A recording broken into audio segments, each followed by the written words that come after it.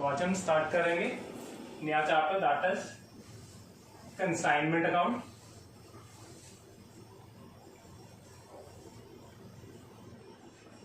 ठीक है, important chapter है from the point of view of 15 marks.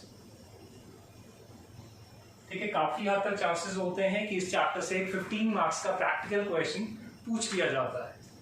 चलिए चैप्टर स्टार्ट करने से पहले कंसाइनमेंट डिस्कस करते हैं कि कंसाइनमेंट होता क्या है। तो कंसाइनमेंट का मतलब है when the goods are sent by the owner of the goods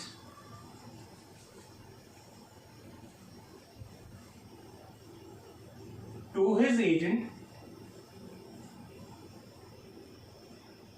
to sell the goods on his behalf। ठीक है, तो हमने यहां पर एक स्टेटमेंट लिखी है। कंसाइनमेंट होता क्या है?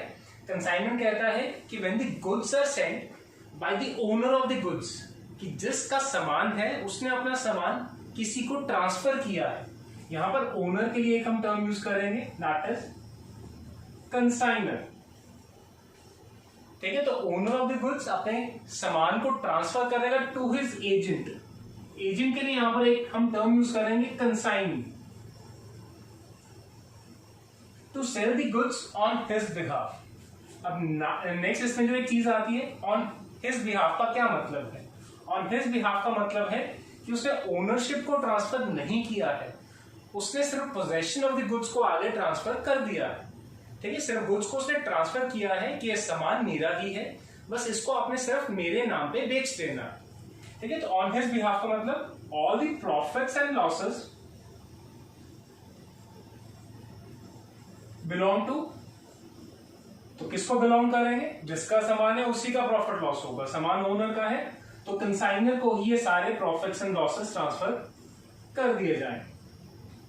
ठीक है जी, तो कंसाइनर अपना सामान अपने एजेंट कंसाइनी को ट्रांसफर करेगा कि आपने ये मेरा जो सामान है मेरे नाम से ही इसको आगे बेच देना।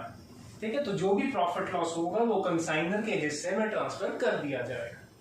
नेक्स्ट इसमें जो इंपॉर्टेंट चीज आती है कि व्हाई विल द कंसाइनी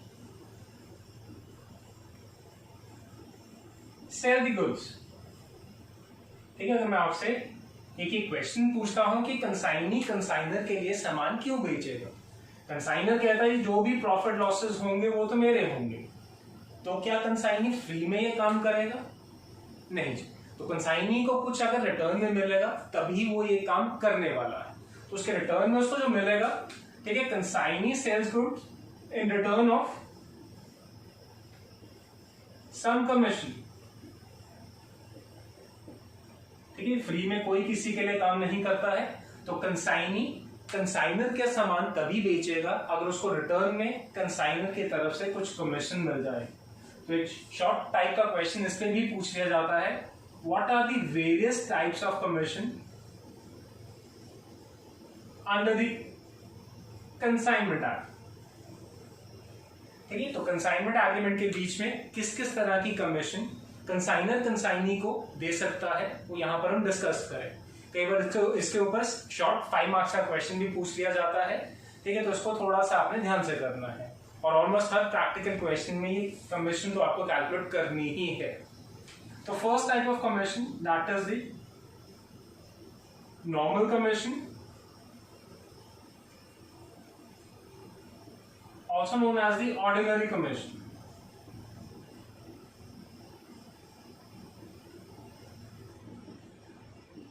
ठीक है, तो अभी तक जो आपको कमीशन ऑन सेल्स का आपने जो कंसेप्ट पढ़ा था वही चीज नॉर्मल कमीशन है।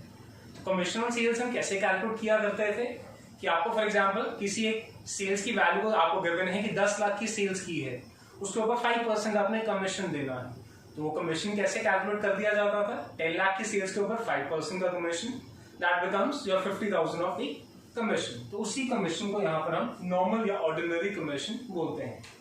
तो it is calculated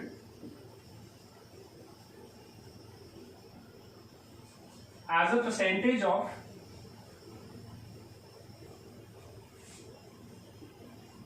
total sales.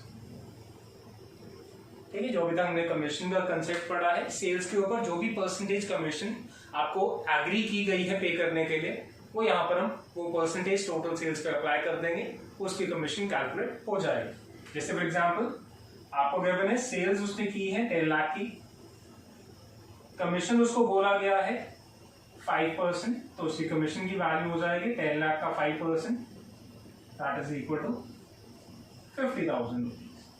ठीक है, सिंपल सी कैलकुलेशन, नॉर्मल कमीशन या ordinary commission. Second type of commission जो आता है, जो कंसाइनमेंट में कंसाइनर कंसाइनी को दे सकता है, that is the del creditor commission.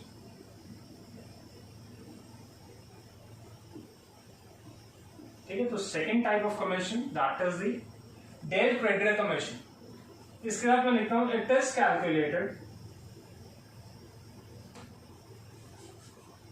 as a percentage of total sales। ठीक है, अगर मैं इतनी सी ही चीज लिख के छोड़ देता हूं तो आपके दिमाग में क्वेश्चन आएगा, यहां पर भी हमने यही चीज लिखी है, यहां पर भी मैंने ये चीज लिख दी है, तो अगर दोनों चीजें ही सेम है तो दो अलग अलग नाम क्यों? तो कुछ छोटा सा डिफरेंस तो होगा ही, जिसके कारण ये दो अलग अलग तरह की कमीशंस बनाई गई है। ठीक है, तो वो डिफरेंस क्या है? डिफरेंस है but when del creditor commission is given,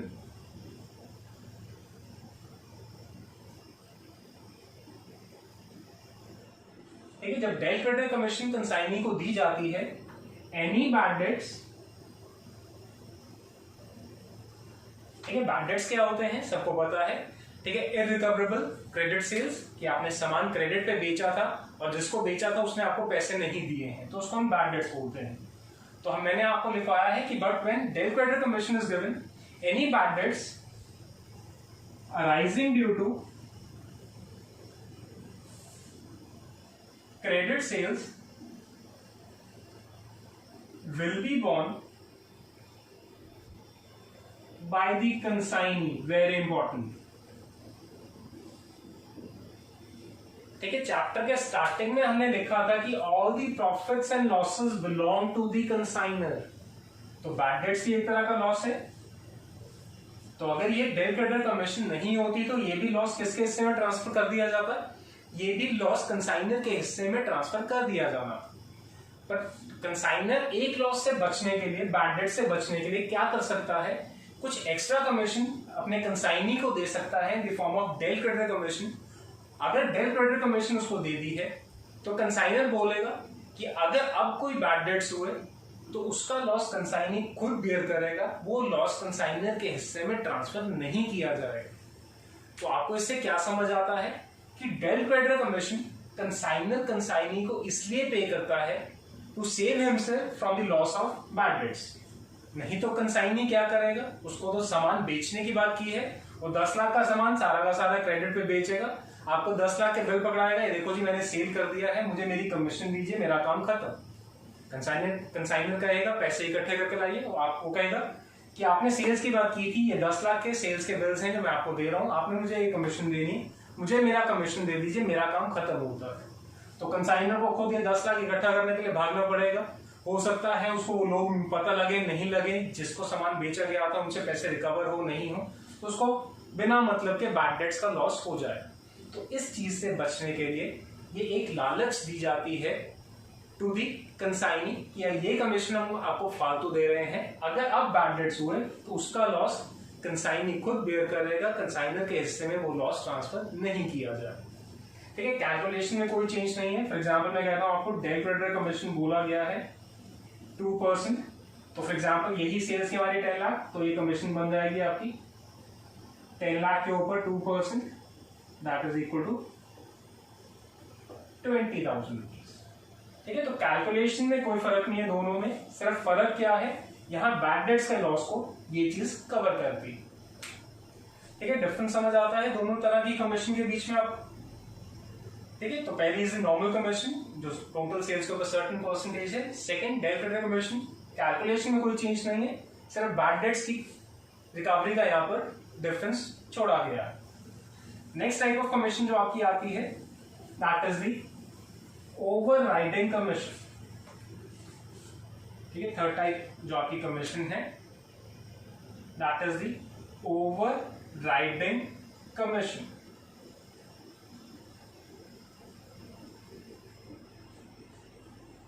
ठीक है, ये पहली दोनों कमीशन से थोड़ी सी डिफरेंट है। इट इज कैलकुलेटेड या it is paid on the sales over and above some agreed price। ठीक है, तो अगर आपने ध्यान से इसको पढ़ा है तो पहली जो दो सेल्स की कमीशन थी वो टोटल सेल्स के ऊपर दी गई थी। अब ये जो कमीशन है ये टोटल सेल्स के ऊपर नहीं है, वो कहता है सेल्स अबव सम एग्रीड प्राइस। ठीक है, कोई प्राइस जो एग्री किया गया था उससे एक्स्ट्रा अमाउंट ऑफ सेल्स के ऊपर ये कमीशन दी जाती है। मैं इसको सिंपल टर्म्स में लिख देता हूं, commission paid on some extra sales. ठीक है, जितनी सेल्स बोली थी उससे ज्यादा की अगर सेल्स कंसाइनी कर देता है तो उस extra part of the sales पे ये ओवरराइडिंग कमीशन दी जाती है।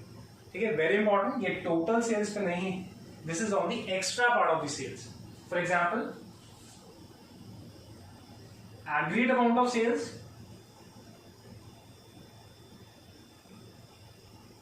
is 10 lakh rupees। ठीक है, कंसाइनर ने कंसाइनी को बोला था कि आपने ये सामान कम से कम 10 लाख में बेच देना है। कम से कम की बात हुई है, उससे ज्यादा में बेचा जा सकता है। सेल्स बाय कंसाइनी, ठीक है, कंसाइनी ने ये सामान 11 लाख में बेच दिया। ठीक है, उसकी मार्केटिंग स्किल्स अच्छी थी तो उसने ये 10 लाख का सामान 11 लाख में बेच दिया और उसको एक लालच के फॉर्म में ओवरराइडिंग कमीशन दी गई थी। वो कहता हम आपको 20% फालतू कमीशन दे देंगे अगर आप मुझे 10 लाख से ज्यादा में ये सामान बेच के दिखा दें। ठीक है, तो ये ओवरराइडिंग कमीशन उसको किस अमाउंट पे मिलने वाली है, 11 लाख पे, 10 लाख पे या दोनों के डिफरेंस पे। हमने बोला था ये एक्स्ट्रा सेल्स पे मिलती है, तो एक्स्ट्रा सेल्स कितनी है, उसने 11 लाख की सेल्स की है, 10 लाख कम से कम उसको एग्री किया गया था कि 10 लाख तो कम से कम वैल्यू में बेचना है, तो उसने 10 लाख का सामान जो 11 लाख में बेचा है तो इसका मतलब 1 लाख की उसने एक्स्ट्रा सेल्स आपके लिए की है। तो इस 1 लाख के ऊपर 20% कमीशन उसको दे दिया जाएगा। ठीक है, तो this is the overriding commission. ठीक है, this is paid on the extra amount of sales made by the consignee, कि जो एग्री किया गया था कम से कम प्राइस जिसमें आपने बेचना है, अगर उस प्राइस से ज्यादा में कंसाइनी बेच देता है तो उस extra part of the sales पे ये extra commission as an overriding commission उसको पे कर दी जाती है। क्लियर है जी ये चीज? Last type of commission, commission on net profits.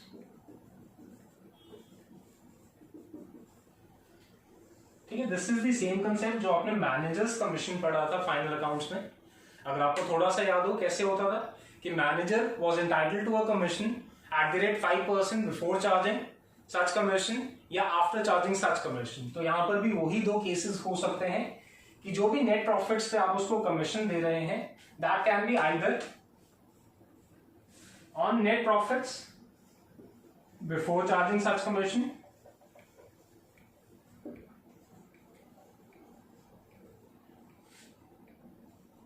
या on net profits after charging such commission.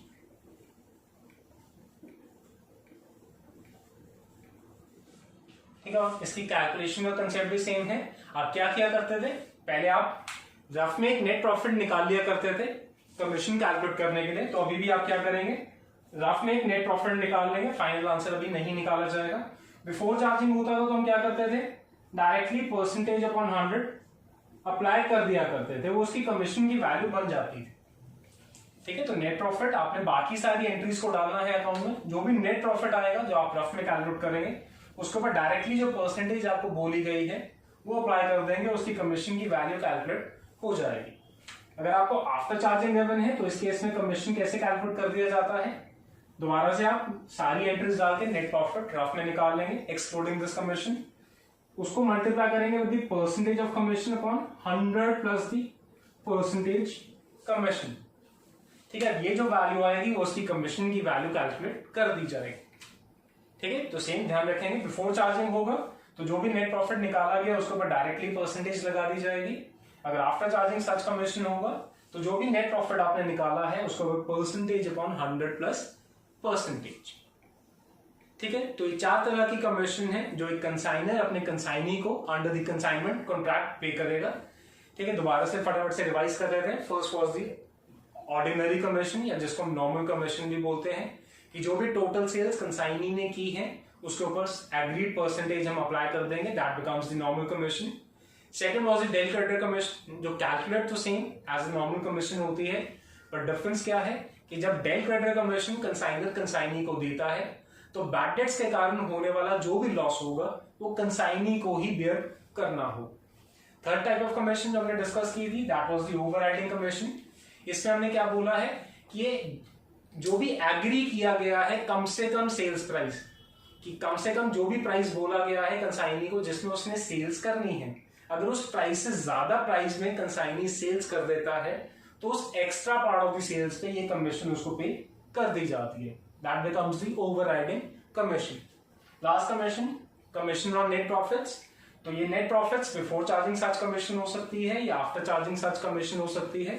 Before होगी तो सारी एंट्रीज एक्सक्लूडिंग द कमीशन डाल के आपने नेट प्रॉफिट रफ में कैलकुलेट करना है, उस नेट प्रॉफिट के ऊपर डायरेक्टली परसेंटेज लगा देंगे तो आपकी कमीशन की वैल्यू कैलकुलेट हो जाएगी। आफ्टर चार्जिंग होगा तो सारी एंट्रीज डाल के जो नेट प्रॉफिट आपने निकाला है रफ में उसके ऊपर परसेंटेज अपॉन 100+% आप लगाएंगे तो उसकी कमीशन की वैल्यू कैलकुलेट कर दी जाएगी। तो आज के लिए फर्स्ट क्लास में हम इतना करते हैं। ठीक है, तो क्या टाइप्स ऑफ कमीशन है इसको आपने ध्यान से करना है। Thank you.